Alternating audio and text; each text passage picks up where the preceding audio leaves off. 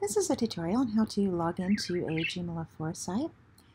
On our sites, there are a couple of ways to log in.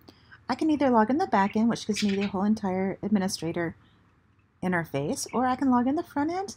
That allows me to go in and change just the articles and content items that are in my articles, such as this.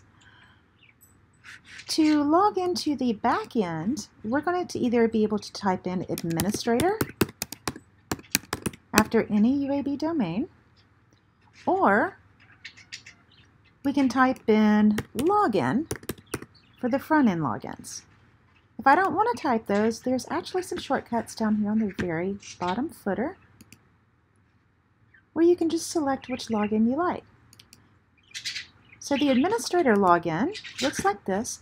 Your username is going to be your Blazor ID, and your password is going to be your strong password. Now, if I log into the front end, I'm going to be taken to a screen that looks like this as soon as I enter my credentials.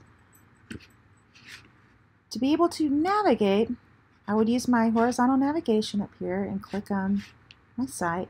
And if I wanted to go down here and edit an article, I would just click on Edit.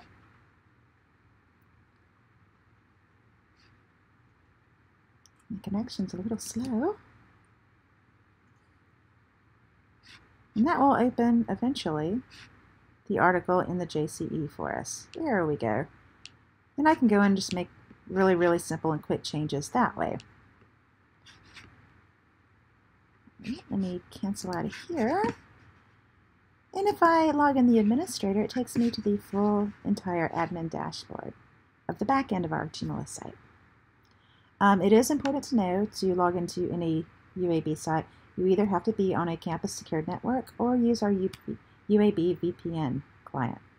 Thank you.